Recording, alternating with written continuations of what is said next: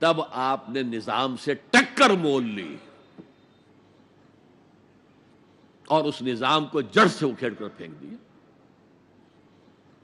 بہت پیاری بات کہی ہے اکبر الہ آبادی نے، تو خاک میں مل اور آگ میں جل، جب خشت بنے تب کام چلے، ان خام دلوں کے عنصر پر بنیاد نہ رکھ، تعمیر نہ کر۔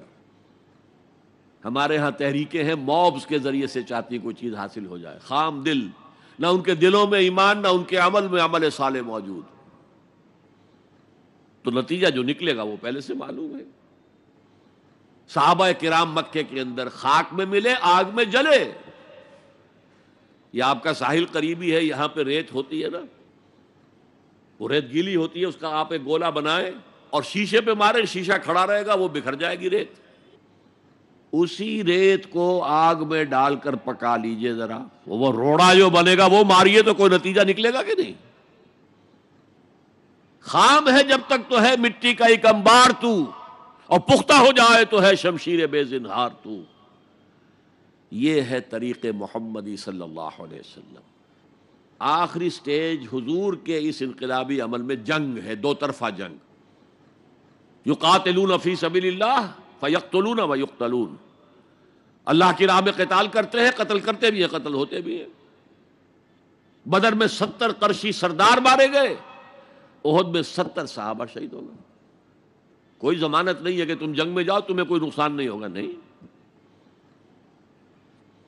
لیکن یہ ہے کہ آج کے دور میں اس مسئلے میں خصوصی اجتہاد کی ضرورت ہے، وہ میں پھر کسی اور موضوع پر گفتگو کرتے ہوئے آپ کے سامنے رکھوں گا کہ دو طرفہ جنگ کی بجائے ایک اور راستہ ہے جس کی سب سے پہلے نشاندہی کرنے والے مہاتما گاندھی تھے۔ Non violent, naan cooperation. ہم نے تو انگریز کو کچھ نہیں کہا، ہم تمہارے کپڑا نہیں پہنیں گے تمہارا، ہم تو چرخہ کاٹیں گے، سوت کاٹیں گے، اس سے اپنی کھدر بنائیں گے، وہ پہنیں گے۔ اور کتنی بڑی چوٹ لگ گئی ان پر، کپڑوں کے انبار لگتے جا رہے ہیں، اتنی بڑی مارکیٹ کھوئی گئی، لیکن ہم نے تو کچھ نہیں کہا۔ انہوں نے قانون تو نہیں بنایا ہوا تھا کہ ہمارا کپڑا ضرور پہنو گے تم۔ Non violent, naan cooperation. پھر آیا نان وائلنٹ سول ڈسوبیڈینس۔ پرماتما نے سمندر میں نمک پیدا کیا، ہم پرماتما کے سمندر سے پرماتما کا نمک لینے جا رہے ہیں۔ اس کا مطلب کیا تھا؟ You have challenge the taxation policy of British India. اب لاٹھیاں پڑی، جیلیں بھری، ہوا کہ نہیں؟ لیکن انہوں نے کوئی تشدد نہیں کیا، عدم تشدد۔ اس سے اگلا مرحلہ ہندوستان میں آیا ہی نہیں۔ دوسری جنگ عظیم کے بعد انگریز اتنا کمزور ہو چکا تھا، وہ فیصلہ کر چکا تھا اب اتنی دور دراز موضوعات کو ہم قابو میں نہیں رکھ سکتے، لہذا وہ بستر طے کر رہا تھا اپنا۔ ذرا سوچئے، سونے کی چڑیا ہاتھ سے نکل رہی ہے، لیکن کیا کسی انگریز نے کسی ہندوستانی کو مارا؟ کیا کسی ہندوستانی نے کسی انگریز کو مارا؟ آپ شیر کے منہ میں سے وہ سنہری چڑیا نکال رہے ہیں، لیکن نہ کسی انگریز نے کسی ہندوستانی کو، نہ مسلمان کو، نہ ہندو کو، نہ کسی مسلمان نے اور نہ کسی ہندو نے انگریز کو مارا۔ آپس میں لڑے ہیں، یہ بالکل دوسری بات ہے، اٹس اے ڈفرنٹ سٹوری۔ آپس میں قتل عام ہوا ہے، لیکن یہ آزادی تو ملی ہے ان کے دینے سے۔ وہ جا رہے تھے خود ہی، آپ کو معلوم ہوگا کہ انہوں نے ڈیٹ فکس کی تھی 48، لیکن ماؤنٹ بیٹن نے 47 کے اندر کہا بس جانا ہے ہم نے۔ آخری سٹیج جو اس پروسیس کی ہے وہ ایران میں امام خمینی کا جو انقلاب آیا وہ تھا ان آرمڈ ریوولٹ۔ ہم کسی کو نہیں ماریں گے، ہم پر گولیاں چلیں گی، سینوں پر کھائیں گے۔ 20,000 سے لے کر 30,000 تک آدمی مارے گئے۔ تب وہ شہنشاہ بھاگا کہ نہیں جو 2,500 سالہ جشن منا رہا تھا، جو سمجھتا تھا کہ میں وہی سائرس کے خسرو یا ذوالقرنین کا دور دوبارہ لے آؤں گا، وہ سلطنت عظیم۔ اور حال کیا ہوا؟ بہادر شاہ ظفر کی طرح 2 گز زمین بھی مل نہ سکی کوئے یار میں۔ یہ ہے آلٹرنیٹ عمل. اس پر پھر کبھی موقع ہوا تو تفصیل سے بھی گفتگو کروں گا. لیکن قرآن وہ کتاب ہے جس کے ذریعے سے حضور نے انقلاب برپا کیا.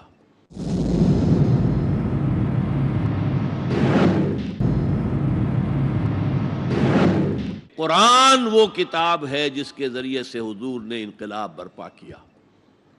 جیسے کہ داس کیپٹل وہ کتاب ہے جس کے ذریعے سے مونشویکس اینڈ بولشویکس نے رشیا میں انقلاب برپا کیا. نیست پیغمبر ولیکن در بغل دارت کتاب.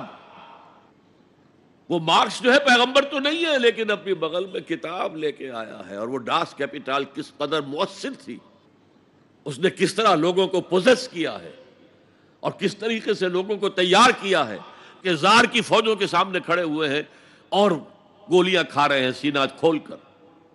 وہ ایک کتاب تھی, وہ بھی کتاب تھی.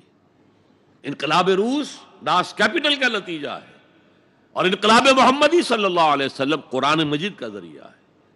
یہ ہے اس دور میں نے بتایا کہ سب سے بڑی ضرورت نظام عدل اجتماعی اور اس کو قائم کرنے کا سب سے بڑا ذریعہ قرآن حکیم.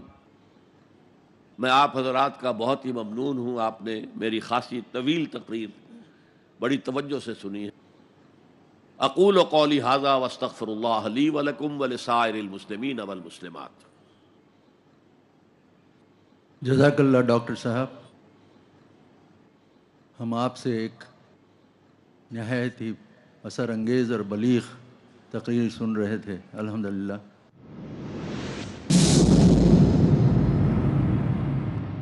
پہلا سوال جو میرے پاس آیا تھا وہ ہے ایک بھائی عبداللطیف کی طرف سے جو مشین مینوفیکچرنگ کا کام کرتے ہیں. آپ کا سوال ہے, قرآن اللہ ہی کی کتاب ہے, چند ٹھوس دلائل پیش کریں. قرآن اللہ ہی کی کتاب ہے, چند ٹھوس دلائل پیش کریں. اس کے لیے کوئی منطقی دلیل نہیں ہو سکتی. یہ آپ کا باطنی احساس ہوگا. جیسے اگر آپ نے کبھی شکر نہیں چکھی, چینی نہیں چکھی, تو بہت سے لوگ کہہ رہے ہیں کہ یہ میٹھی ہے میٹھی ہے میٹھی ہے میٹھی ہے. آپ زیادہ سے زیادہ یہ کہیں گے کہ بھائی میٹھی ہوگی جب اتنے لوگ کہہ رہے ہیں. جب آپ چکھ لیتے ہیں کہتے ہیں یہ میٹھی ہے, ہوگی نہیں اب ہے. قرآن کو چکھنے سے بات بنے گی. قرآن کو پڑھیں, سمجھیں, غوطہ زنی کریں, پھر آپ کے اندر سے آپ کی روح جو ہے گواہی دے گی یہ اللہ کا کلام ہے. یہ وہیں سے آیا جہاں سے میں آئی ہوں. روح کہاں سے آئی ہے؟ اللہ کے پاس سے آئی ہے, اور یہ کلام بھی وہیں سے آیا ہے. باقی میں نے جو دلائل دیے ہیں, عظیم ترین انقلاب اس کتاب سے آیا. اس سے بڑی دلیل آپ کو کیا چاہیے؟ اس کے لیے چیلنج دیا گیا, کسی نے آج تک جو ہے اس چیلنج کو قبول نہیں کیا.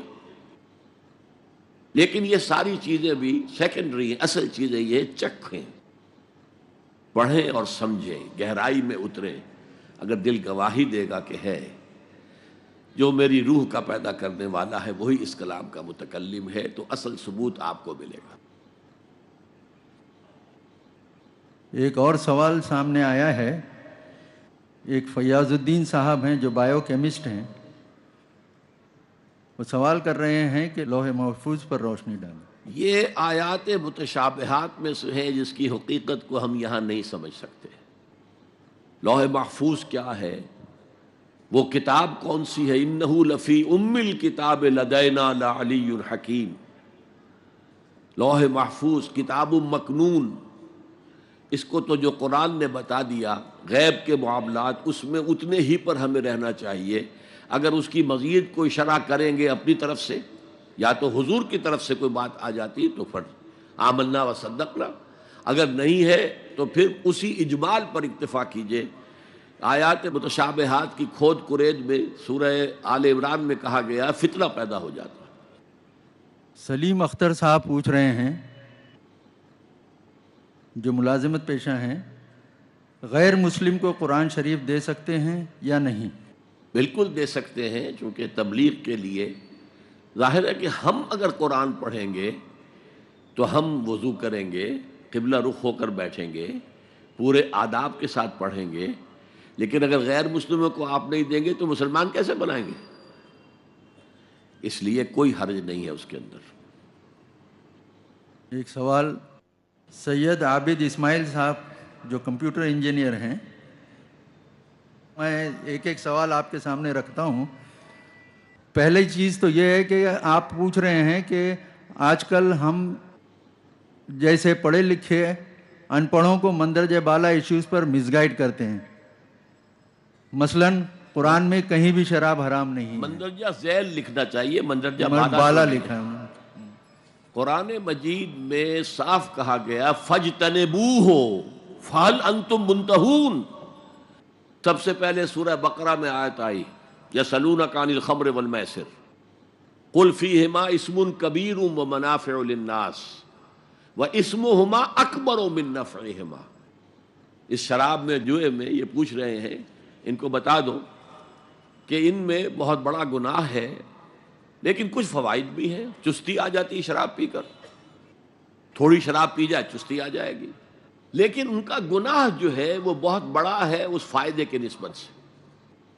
بہت سے لوگوں نے اسی آیت کے اوپر چھوڑ دی شراب۔ پھر آیت آئی لا تقربوا الصلاۃ وانتم سکارى، نماز کے قریب مت جاؤ اگر تم نشے میں ہو۔ بہت سے لوگوں نے اب چھوڑ دی۔ نماز سے روکنے والی شے اس سے زیادہ گندی چیز کون سی ہوگی؟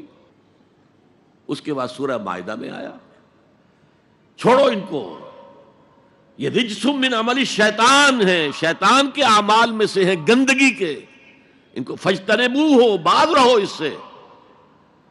اور فہل انتم منتہون، باز آتے ہو کہ نہیں؟ اب اس سے زیادہ کیا الفاظ ہوں گے سخت۔ ایک جو آج کے معاشرے کے تعلق سے ہے، اسی سوال کو میں آپ کے سامنے رکھوں گا، انہی صاحب کا۔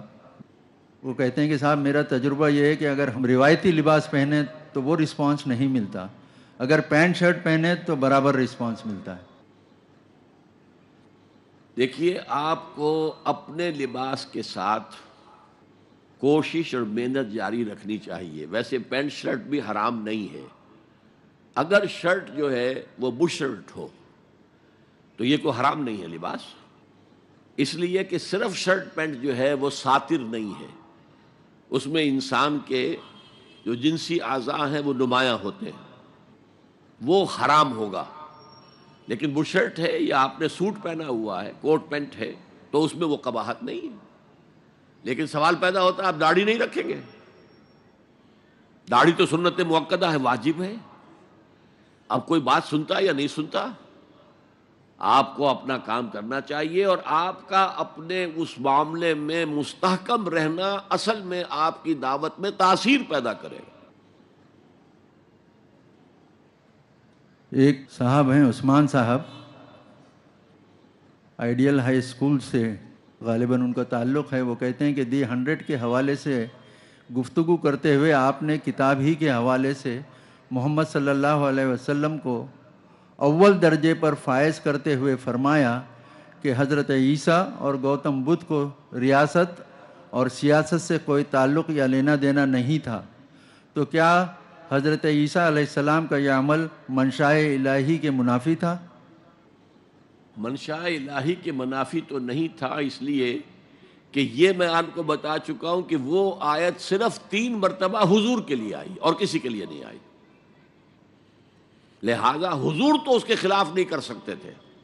آپ کو تو اس دین کو غالب کرنا ہی کرنا تھا، جو آپ نے کیا، تکلیفیں اٹھائیں، مصیبتیں جھیلی، صحابہ کرام جو ہیں وہ کس طریقے سے ستائے گئے، لیکن حضرت عیسیٰ علیہ السلام کے ساتھ ایسی کوئی بات نہیں آئی ہے۔ تو واقعہ یہی ہے کہ ان پر تو کہتے ہیں کہ کل 72 آدمی ایمان لائے تھے، ان میں سے بھی 12 تھے جو ہر وقت ان کے ساتھ رہتے تھے، ان میں سے بھی ایک نے غداری کی اور گرفتار کرا دیا جہاں وہ چھپے ہوئے تھے۔ تو اب اس میں اگلا قدم کوئی کیسے اٹھتا ہے، کیسے کوئی ریاست قائم ہو جاتی؟ ہاں، حضرت عیسیٰ دوبارہ آئیں گے اور پھر جو ہے عالمی سطح پر ان کے ذریعے سے اسلام کا بول بالا ہوگا۔ جاوید انصاری صاحب کا سوال ہے انگریزی میں، وائی ڈو ناٹ عالمس of Muslim nations do not exhort rulers of Muslim nations to rule on the principles of the Quran? وہ مسلم نیشنز کے لوگ جو ہیں پہلے اپنے وجود پر تو قرآن قائم کریں. سب سے کٹھن کام تو یہ ہے. اور پھر وہ طریقہ اختیار کریں جو محمد الرسول اللہ کا میں نے آپ کے سامنے بیان کیا ہے. ورنہ خام خواہ کو نعرے بازی سے کچھ حاصل نہیں. ایک سوال امتیاز خان صاحب کا ہے, یہ بھی انگریزی میں ہے. Honourable respected doctor Israr Ahmed Sahib, sir, as you mention in your letter, in your talk, the basic concept of Quran is only to be understood by the people whose mother tongue is Arabic. Sir, can you please explain the duty of us whose mother tongue is different from Quran? میں نے یہ کہا تھا کہ جو فصاحت اور بلاغت اور عذوبت ہے وہ ایک عربی سمجھ سکتا ہے. دیکھیے غالب کے کلام میں کیا ہے وہ انگریز سمجھ سکتا ہے. غالب کا ایک شعر جو ہے وہ آپ سنیں اور جھوم جائیں اور اس کا انگریزی میں ترجمہ کریں تو کچھ بھی نہیں اس میں. تو اس لیے میں آپ سے عرض کر رہا ہوں کہ قرآن مجید کے معجزے کی یہ شکل کہ اس میں فصاحت اور بلاغت اور عذوبت اپنی انتہا کو ہے, اس کو وہی اپریشیٹ کر سکتے ہیں. اس وقت جو انسان کو سب سے بڑی ضرورت ہے, the system of social justice, the politico socio economic system based on justice and fair play, اس کا سب سے بڑا معجزہ یہ قرآن ہے. اور سائنٹیفک فیکٹس جس طریقے سے آ رہے ہیں سامنے کہ جس سے قرآن کی جو حقانیت ہے اور مبرہن ہوتی جا رہی ہے. ایک دور وہ تھا کہ یہ سمجھتے تھے لوگ کہ زمین کھڑی ہے, سورج چل رہا ہے. اگلا دور آیا, سورج کھڑا ہے, زمین چل رہی ہے. اس کے بعد دور آیا اور قرآن یہ کہہ چکا 1400 برس پہ کل فی فلک یسبحون, ہر شے جو ہے وہ تیر رہی ہے, سورج بھی, چاند بھی, سیارے, مریخ ہے, کوئی اور ہے, کل فی فلک یسبحون, یہ تو سب تیر رہے. تو اب اس آیت کو آج ہم خوب سمجھ سکتے ہیں. ماں کے پیٹ میں جو جنین ہے, امبریو, اس کے ڈیولپمنٹ کے جو سٹیجز ہیں, ایک بہت بڑا امبریولوجسٹ ہے doctor Cathal more of the Toronto university of Canada, جس کی ٹیکسٹ بکس جو ہیں امبریولوجی کے ضمن میں پوری دنیا میں چلتی ہیں. انہوں نے کہا میں حیران ہوتا ہوں 1400 برس پہلے جب نہ ڈسیکشن تھی, باڈی کی کوئی ڈسیکشن نہیں, کوئی مائکروسکوپ نہیں, کس طرح یہ قرآن کے اندر یہ ساری چیزیں نہایت بہترین انداز میں پیش کر دی گئی. تو یہ جو ہے سورہ حامیم سجدہ کی ایک آیت ہے, سنریہم آیاتنا فی الآفاق وفی انفسہم حتی یتبین لہم انہ الحق. جیسے جیسے سائنٹیفک نالج آگے بڑھ رہا ہے, آپ کو معلوم ہے مورس بکائی نے پوری کتاب لکھ دی. He was a French surgeon. Shah Faisal گئے تھے علاج کے لیے اور قرآن پیش کیا, اس نے میں کیا کروں گا, یہ تو عربی میں ہے. کہا میں تمہارے لیے یہ عربی سیکھنے کا بندوبست کر دیتا ہوں. ایک استاد بھیج دیا, اس نے سیکھی. اب اس نے قرآن پڑھا تو اس کی جو کتاب ہے the Bible, the Quran and science, اس میں کہتا ہے آج تک سائنس نے کوئی ایسی شے دریافت نہیں کی جس سے قرآن کی کوئی بات غلط ثابت ہوتی ہو, جبکہ بائبل میں بے شمار ایسی چیزیں ہیں کہ جو غلط ثابت ہو چکی. تو یہ سب ہے نا باتیں ہمارے سامنے موجود ہیں. مورس بکائی مسلمان ہو گیا, ڈاکٹر مائیکل ہارٹ نہیں ہوا, وہ بدقسمت ہے, اسے ہو جانا چاہیے تھا. اسی صاحب کا وہ سوال کا دوسرا حصہ تھا, what is the practical thing that we can do about it. About what? About Quran. عربی سیکھیں, اپنی آنکھ سے قرآن پڑھیں, یہ پریکٹیکل ہے. ٹرانسلیشن جب آپ پڑھتے ہیں تو آپ ٹرانسلیٹر کی نگاہوں سے قرآن پڑھ رہے ہیں. It's a second hand knowledge. First hand knowledge وہ ہوگا کہ عربی سیکھ کر آپ قرآن کو عربی میں سمجھیں, پھر وہ براہ راست آپ کے اندر جو ہے سرایت کرے گا. تیرے ضمیر پہ جب تک نہ ہو نزول کتاب, گرہ کشا ہے نہ رازی نہ صاحب کشاف. جب تک تمہارے دل پر قرآن براہ راست نہیں اترے گا تو نہ تفسیر کبیر جو ہے تمہیں کچھ بتا سکے گی, نہ تفسیر کشاف. ایک سوال بہن کی طرف سے آیا ہے, مسز نادرہ احمد. وہ انگریزی میں سوال ہے ان کا کہ how to quench the thirst of non Muslims about Quran who are hesitant to come towards it, although they have been given the translations in different languages. دیکھیے یہ تو آپ کے ذمے نہیں ہے. آپ کو معلوم ہے کہ قرآن پر ابو جہل تو ایمان نہیں لایا، ابو لہب ایمان نہیں لایا، حالانکہ سگا چچا ہے، دیوار بیچ پڑوسی ہے، اور وہ دشمن ہے حضور کا. تو یہ تو در حقیقت جیسا کہ حضور سے اللہ نے فرمایا قرآن میں، اِنَّكَ لَا تَهْدِي مَنْ أَحْبَبْتَ وَلَٰكِنَّ اللَّهَ يَهْدِي مَن يَشَاءُ. اے نبی آپ کے پاس اختیار نہیں ہے کہ جس کو چاہیں ہدایت دے دیں، یہ تو اللہ ہدایت دیتا ہے جس کو چاہے. آپ اپنی کوشش جاری رکھیے، اگر کوئی ایک نہیں مان رہا تو اور دوسرے کے ساتھ اپنی بات شروع کیجیے. میں نے کہا تھا نا جو سلیم الفطرت ہوں گے وہ چمٹ جائیں گے قرآن کے ساتھ.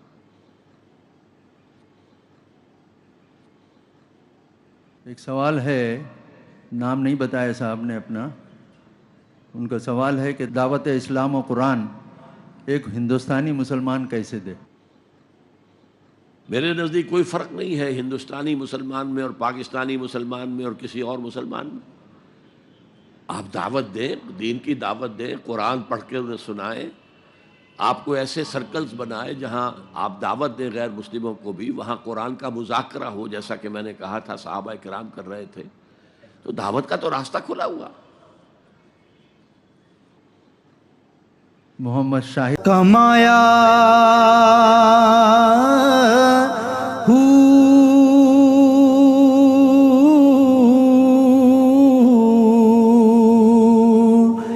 نام بھج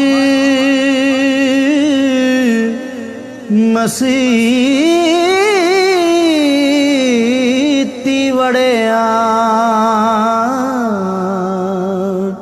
نا تسبا